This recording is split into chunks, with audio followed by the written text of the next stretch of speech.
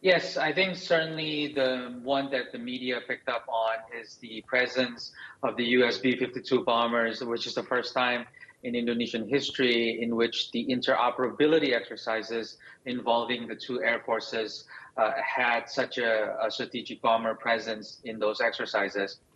They also did allow them to land in Indonesia, which is something they haven't done in the past. Yes, they did.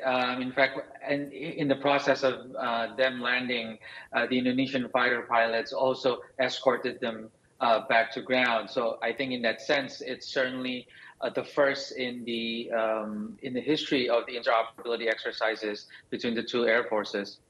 So, what do you make, Evan, of this subtle but definite shift? Well, I think certainly from an operational standpoint, we cannot see this exercise in a vacuum. U.S. Indonesian military exercises have grown by almost leaps and bounds in the last few years. In fact, the Super Garuda Shield exercise, for example, last year was certainly the largest that we've ever had. So certainly this follows a longer trend of the growth in U.S. military to military exercises, but I would be cautious in interpreting this as anything more than the growth in military to military ties. For example, I wouldn't be so quick to judge this as a shift in Indonesia's broader strategic alignment towards the United States, for example. So we should look at this within the perspective of the growth in mil to mil ties and not yet something bigger. Yeah, but do you think Indonesia was in any way pressured by the United States given the geopolitics in the region at the moment? I wouldn't say pressured, but I do think that there is a growth in momentum in the military ties over the last 3 to 4 or 5 years that has allowed the U.S. to offer certain types of exercise, that has allowed Indonesia to also ask for certain types of exercises. So I actually wouldn't use the term forced or coerced or encouraged in any way, shape, or form in a way that the Indonesian themselves did not want to engage the United States. Evan, let's talk about ASEAN's first ever joint military exercises. Now, Indonesia has decided to shift those away from the South China Sea. What is their thinking behind that? Well, first of all, in terms of the ASEAN exercises themselves, I think it's certainly way long overdue.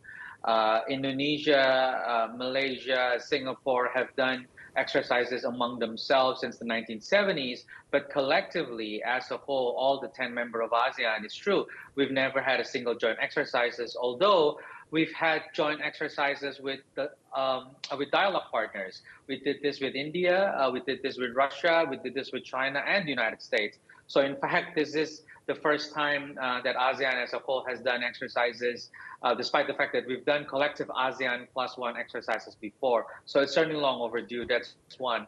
Number two, when it comes to the location, I think this is a matter of understanding how ASEAN processes work, because these exercises were held, or rather proposed and discussed within the context of the ASEAN Chief of Defense Forces meeting. And this is where I think Indonesia had proposed a particular set of exercises to the group. And it's still, I think, within the process of ASEAN to be discussed, to be negotiated within the respective member states' processes.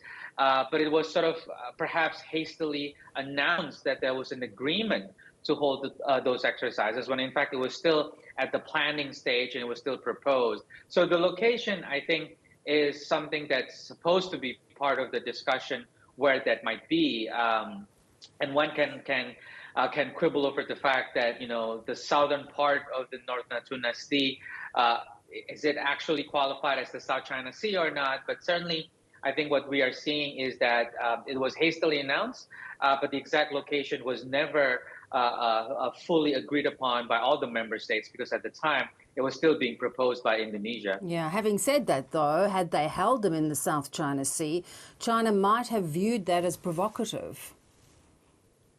Well, to be fair, South China Sea is not a particularly uniquely China Sea in that sense.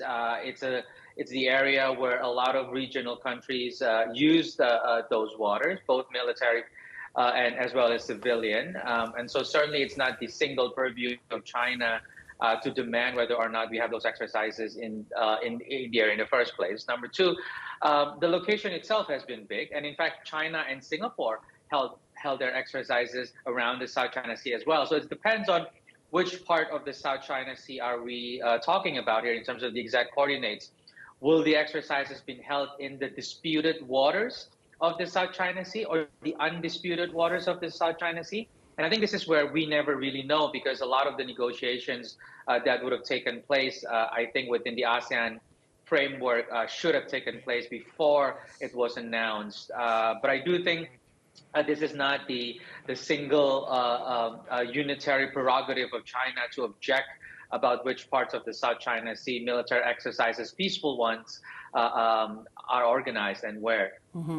ASEAN has been pushing for some form of maritime code of conduct because China has been with China because they have been more assertive in parts. Has that been a challenge?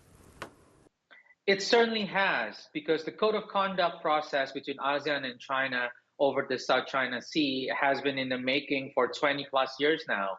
And the spirit of the code of conduct process was supposed to reduce tension, prevent aggressive behaviors on the claimant states, so that eventually the claimant states themselves can negotiate a final maritime delimitation talks between themselves.